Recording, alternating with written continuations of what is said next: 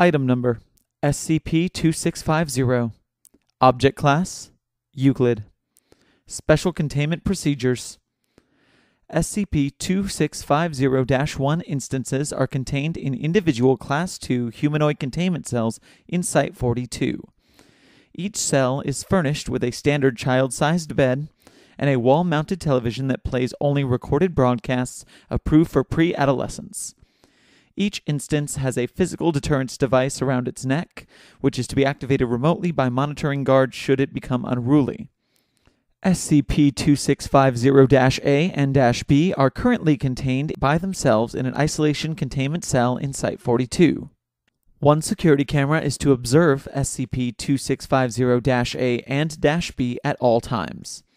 SCP-2650-B should be fed once per day with 5 standard D-class capsule rations using the rations transference device. Under no circumstances should any instance of SCP-2650-1 be allowed within 100 meters of SCP-2650-A or -B. No personnel are allowed within SCP-2650-B's containment chamber. The families of instances of SCP-2650-1 have been supplied with Cover Story 35 Iota, Kidnapping and Murder. All external containment efforts are currently focused around suppressing news media involving SCP-2650-B or any instance of SCP-2650-1.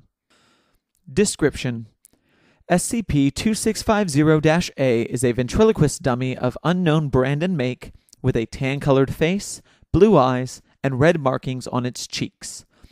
SCP-2650-A is dressed in generic red gloves, blue jeans, and a plaid red and green sweater with a center pocket. A fake monocle is clipped to SCP-2650-A's left eye, and a blue plastic top hat rests upon its head. The top hat can be removed, revealing a hinge plate that can be opened to reveal the cranial area. Within SCP-2650-A's cranial area is a human brain and brainstem, assumed to belong to SCP-2650-B. Proposals to remove and more closely study the brain have been forbidden out of concern that removal will irreparably damage SCP-2650-A and -B. The brain has not shown any signs of decay since initial containment.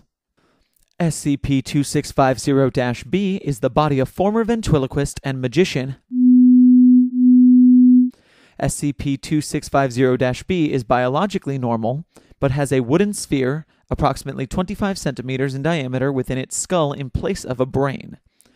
SCP-2650-B perpetually holds SCP-2650-A with its left hand.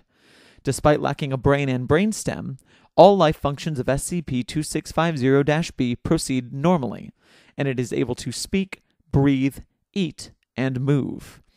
The only major differences between it and a live human is that SCP-2650-B neither appears to feel pain, nor has its body aged or decayed in the years it has been contained. SCP-2650-B refuses to release SCP-2650-A from its grasp and only communicates through SCP-2650-A. Normally, SCP-2650-B will sit cross-legged in the center of the cell, usually asleep, but occasionally conversing with itself through SCP-2650-A. If a person passes within 2 meters of SCP-2650-B's line of sight while it is awake, it will invite them to watch it perform.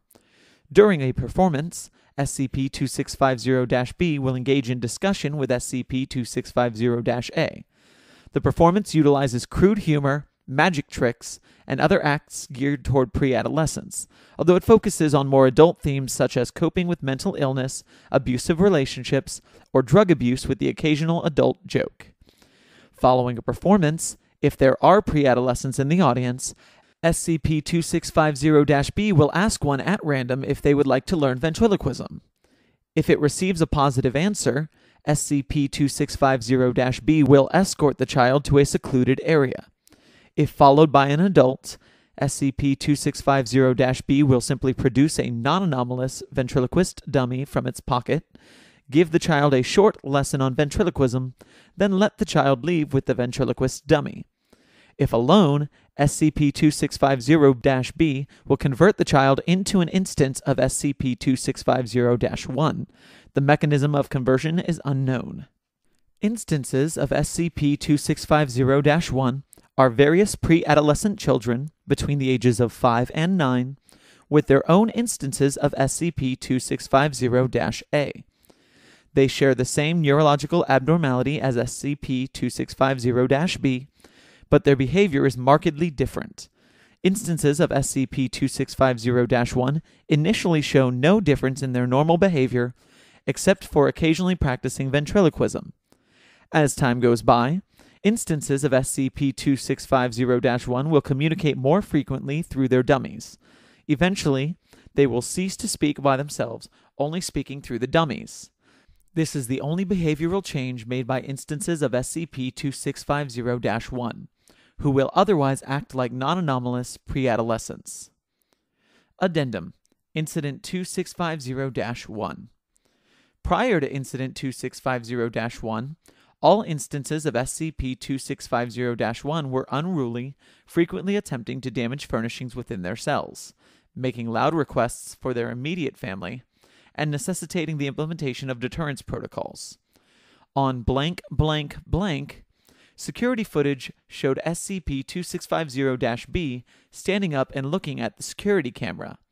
It then proceeded to converse with SCP-2650-A while keeping eye contact on the camera.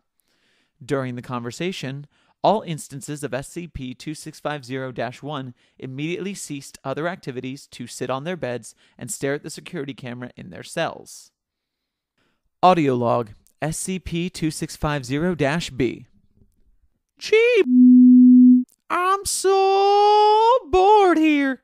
We've been grounded for practically ever. I'm starting to think the hotel owners don't like us. I know it's boring, Willie, but you're a big boy now. You're all big boys and girls. You need to be patient sometimes. Patience is the greatest virtue of them all. Patience is the best. You can wait around for all the rest. There's always time to make a rhyme. But sitting quietly isn't a crime. All you have to do is sit and smell the roses. It isn't like you have a form of halitosis. Patience is the best. You can wait around for all the rest. Sit down and wait your turn. If you do, you won't be spurned. Relax, kick back, don't have a heart attack. Patience is the best. You can wait for all the rest. You're right. I can see what you mean about patience. But I feel like our wonderful little ventriloquists have been patient for a really long time. It's been years and years. That's true, Willie. But they must be patient for a little longer. I'm asking them from the bottom of my heart to be patient just a little longer. And for all I've done for them, I'm sure they won't mind waiting. We're getting antsy. It's been years and years and we're practically grounded in here. I haven't seen my girl in ages. You looked at your hand 5 minutes ago.